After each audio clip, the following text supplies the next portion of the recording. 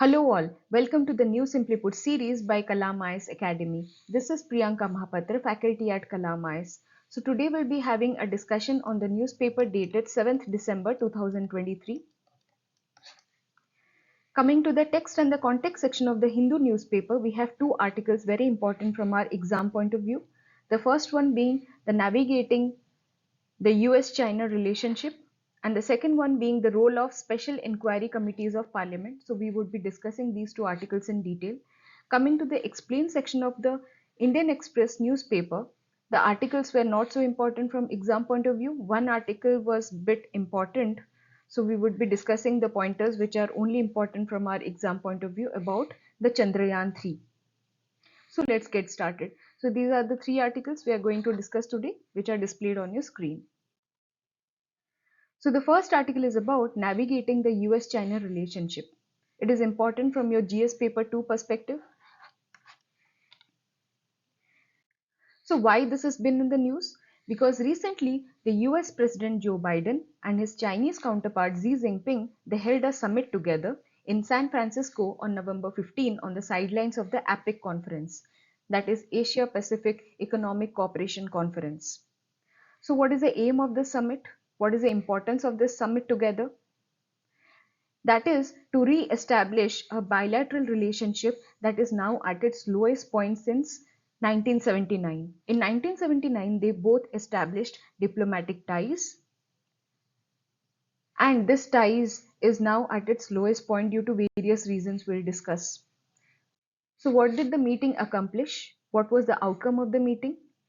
So the meeting was basically to restore the military to military communications between the two nuclear weapon states, that is US and China. And this military to military communication is very crucial to prevent any potential catastrophic miscalculation. Again, they also resumed the regular exchange of information under the Military Maritime Consultative Agreement that started in 1998. So basically, these two channels were closed recently after the visit of the Speaker of the US House of Representatives to Taiwan in 2022. So it was in fact the first visit by any speaker in 25 years to Taiwan. So now you know that Taiwan is the main reason why the communications were closed between the two countries and why the bilateral relationship was at the lowest point. So what is there in Taiwan? What is so important about Taiwan? So Taiwan status, it's a very controversial issue between the China and the United States. Why it is so controversial? It stems to the history. You can see in the map here that how Taiwan is just a small island near the mainland China. And what is the status of Taiwan there? So it was in the Chinese Civil War that happened between the 1927 to 1949 that resulted in the establishment of the two identities there. That is establishment of People's Republic of China on the mainland China and the retreat of the Republic of China government to the Taiwan state. Since then, China is operating as a self-governing democracy with its own government. In fact, it is electing its own president. It has national and foreign policy separate from China. It has formal diplomatic ties with 21 countries that recognize it as a separate state. However, in this context, the People's Republic of China, it is still considering Taiwan as a part of its territory. Therefore, it is seeking reunification under the One China policy. So what is One China policy? It is basically a diplomatic stance that asserts that there is only one sovereign state named as China. There is no separate existence of Taiwan. There is only one China. So under the One China policy, what is the stance of USA now? So USA, United States, is recognizing Beijing as the legitimate government. And also it is acknowledging that Taiwan is a part of China only. Yes, it is considering Taiwan is a part of China only. And therefore, whatever formal ties it is having with China, it is with the China only rather than Taiwan. Now, this is the basis of China-US relationship. the bilateral relationship. However, USA is also maintaining some kind of unofficial relationship with Taiwan, which is the bone of contention between China and US. It has posted some unofficial representatives in Taipei, and it has also said that if China attacks Taiwan for the reunification, then USA will intervene under the Taiwan Relations Act, for which it is continuously selling advanced weapons to Taiwan for its self-defense against a much bigger Chinese military.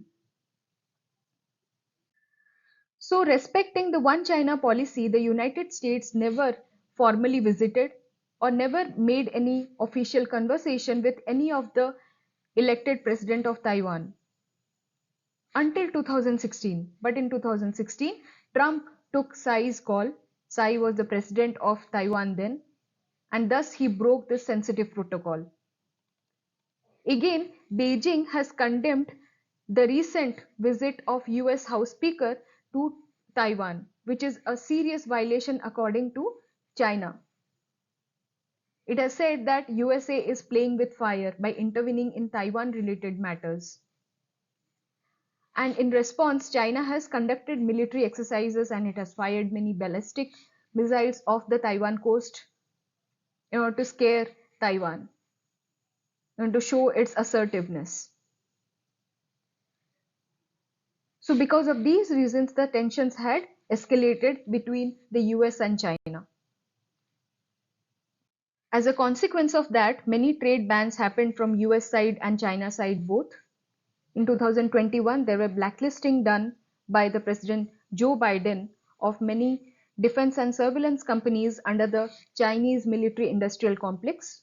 In 2019 also, the Trump administration blacklisted many Chinese artificial intelligence startups. There were many controls on exports of advanced computer chips for the manufacture of semiconductors. There were bars on US and non-US firms whose product contained American technology from supplying hardware and software components to the Chinese companies. There were also prohibition on the American citizens from collaborating with any Chinese chip makers. And also there were prohibition of US investments in the high-tech arena. So the rationale of these trade bans from US side was basically to undercut the Beijing strides in AI and supercomputing. Similarly, there were trade bans from China's side also. China banned on gallium and germanium exports, which are the raw materials used in the production of microchips and weapons. These are the raw materials listed in the US inventory of materials critical for its economic and national security. So China banned these exports. Then it also banned on exports of various types of graphite, which is a vital mineral for the production of EVs, EV batteries. You know that China is enjoying dominance in the global supply chain of these graphite mineral for the production of EVs. So the trade bans were happening from both the sides in order to show their contention, show their rejections. But after the summit, on the sidelines of APEC conference, the bilateral relationship has now come to a level where they are sharing military to military communication as before.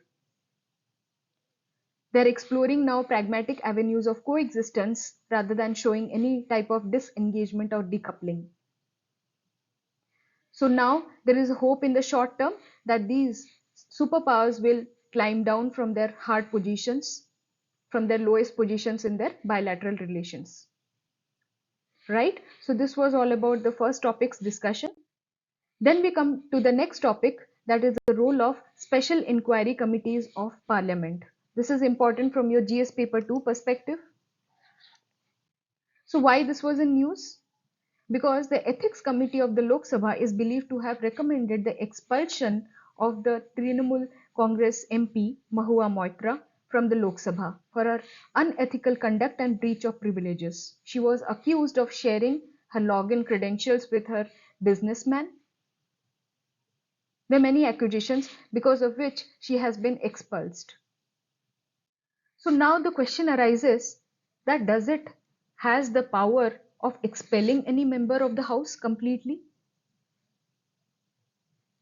Does this role of ethics committee being defined in the Constitution of India? What is ethical, what is unethical? Is that defined in the Constitution of India? Is it defined somewhere based on which it has expelled a member of the house, which is actually not going well with the parliamentary democracy? So we'll come to these details, which are very important from your prelims point of view. So basically this committee was constituted in the year 2000 to oversee any moral and ethical conduct of members. It will basically examine the complaints filed against the members of the house by other members or being referred by the speaker. Then before deciding a complaint to be examined, then it will make a prima facie inquiry. First, it will make a prima facie inquiry just to decide whether it will examine a complaint or not. Then it will give its report to the speaker, and the speaker will place that report before the house for the consideration of the matter. This is how it works. Again, it must be noted that the term unethical is not defined in the Constitution. It is a vague term. It is now left to the committee to decide whether any act is unethical, whether any act is ethical or not. So therefore, the question on the role of ethics committee. For example, in 2007, an MP accompanying his close female companion, impersonating her as his wife, was considered unethical by the committee, and therefore it recommended suspension of the MP from 30 sittings of the House. This is how it is working. This is how it is acting against the MP, which it is considering as an ethical conduct by any member of the House. Then coming to the Privileges Committee or Special Inquiry Committee that examines the more serious accusations against a member.